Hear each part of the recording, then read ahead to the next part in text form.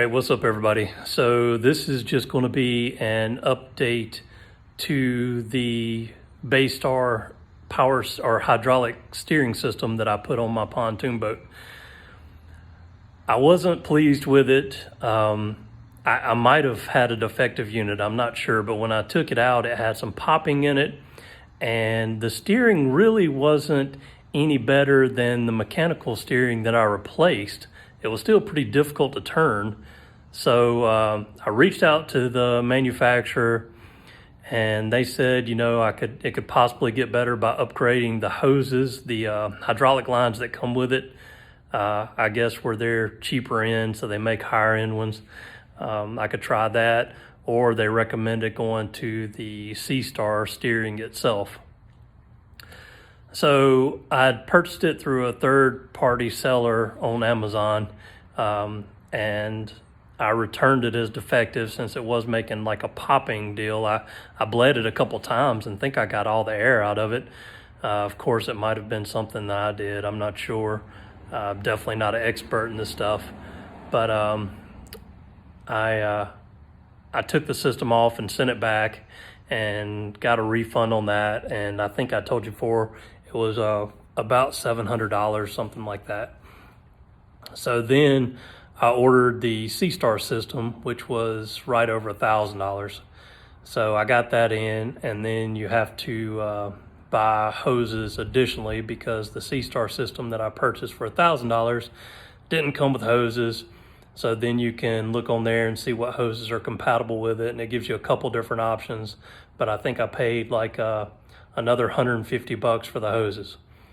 So all in all, taxes and everything, I'm gonna have probably $1,200 in this steering system. I wish I would have just left it mechanical at this point, even though it was a pain to steer. I just kind of, in one sense, bit off more than I could chew. But I might change that statement after I get this going and test it out. I might love it. I don't know. We'll just have to see. So I'm gonna flip the camera around. I'm gonna show you. I wasn't thinking about it, and I went ahead and started putting some of it on the boat and together.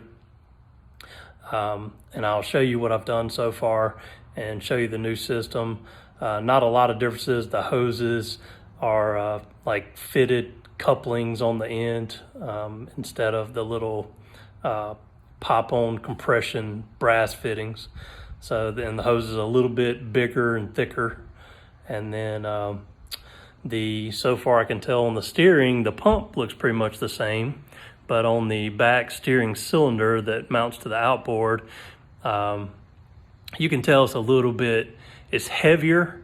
The seals look a little different, the arms look a little different, and then it actually, whereas the Baystar, you could adjust the steering to give you more of a radius or range by moving a metal like moon clamp. I don't know what to call it. Some kind of, it's a C-type shape, but it clips on there and you move that to a different position to adjust it. Well, this new one has like a threaded part that you actually just turn to adjust it, and then you tighten it down with an Allen wrench. So you can notice a few differences that I think this system, the Seastar, is a better system. And in my opinion, had I known what I know now, I would have gotten the Seastar to start with. So my recommendation, and this is just me personally, I would say if you have a 90 horsepower engine or below on a regular like V-hull boat or something like that, the Baystar will probably work fine. I'm gonna say, in my opinion, that I don't think the Baystar is really made for pontoon boats at all, but if you have the lower horsepower, you might be able to get away with it. I would definitely say for pontoon boats, you want to spend the difference and get the Seastar system, and then you want to get the upgraded hoses and things like that. I would say anything over 90 horsepower, you probably don't want to fool with the Baystar. So anyway, let me show you what I've got. Okay, so these are the hoses, and like I said, both of the ends have these like pre-made ends. So with the other hoses that came with the Baystar, you basically just cut it to fit and put the little compression sleeves on there and tighten them down. Whereas this hose set, it's the same on both sides, so you can't trim it. So you need to get pretty close to the length that you need. The Baystar came with 20 feet, and I basically cut only about a foot off. So the options on this were 18 feet and 20, so I went ahead and got 20, so I'll have a little bit of excess, but that'll be all right. And I'll show you the part number to these in a second. You can see what's written there. Okay, this is for the pump. It has basically the same fittings on the pump. You get 2 quarts of the hydraulic steering fluid. Get this guy out if I can.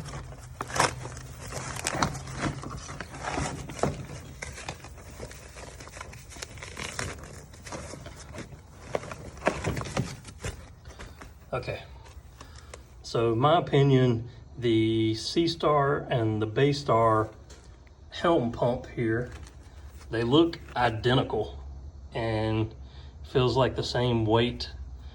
I mean, I might be wrong, but I would almost say that it's probably the same thing.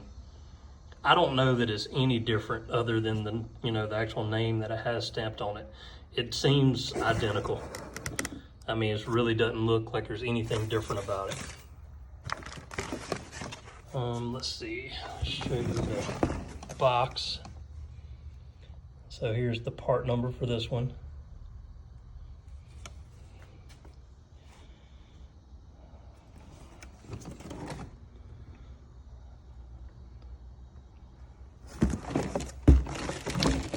And basically that's it with what comes in the kit. Then it has the manual, which is almost the same.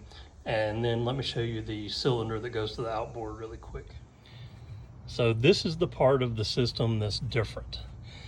So on the Baystar, like I said, when you want to adjust how far this goes in and out, you had to move that clip to a different location or slot on here. With this one, you loosen that Allen screw, and then this just goes, it turns on the threads like a nut and adjusts it in and out. Then of course this one has a, feels like plastic, but kind of a heavier arm there. And let me walk around the other side here. Okay, so the cylinder is bulkier than the Baystar, and it has the I think these are the bleeders, has them separate, versus on the Baystar it had the bleeders built into these. But it pretty much mounts up about the same. I mean, there's not a lot of difference there, but I think with this kit, the Seastar versus the Baystar, I think this is where the difference is. I think it's just all about this cylinder. I don't, the helm pump itself, I don't see as being any different. So I think this is what you're paying the difference for. And I might be wrong. I don't, I'm not a mechanic, not an engineer. I don't know that to be true, but this appears to be the only thing that has differences about it.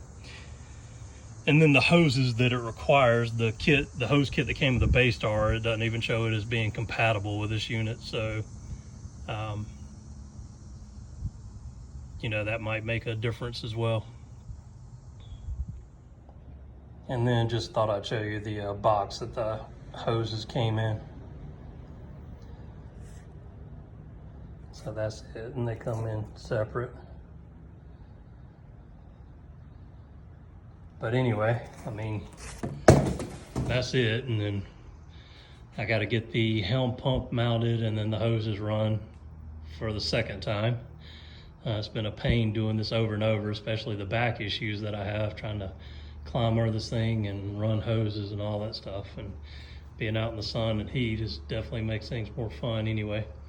But that's going to be it for this video. I just wanted to do an update and let everybody know that was watching the Baystar video and following along with that, kind of my thoughts and where I'm at with that. I'll try to do another update video after I get back out on the water and let you know how the Seastar is working in comparison. considering that it's not powered.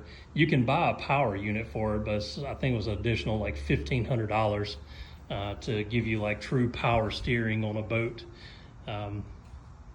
With these kits you get, it's just strictly a hydraulic, like kind of, I don't know if you'd call it manual pump, mechanical. I'm not sure how that's actually like classified, but a lot of things I read, saying, yeah, it's an improvement over cable, but it's not a huge improvement. So at this point, I'm really not expecting a lot, to be honest. I think you might have to really spend the larger amount of money to get the electric pump to be true power steering before you really notice that huge difference. Even though for roughly, let's say, $1,300 for this kit and the hoses, I think that should make a really significant difference in my opinion, but we'll see. Thanks for watching. Hope you get something out of these videos. Let me know if you have any questions, and like I said, I'll try to, if it occurs to me, I'll try to remember to post an update after I've driven the boat with it installed and let you know what I think.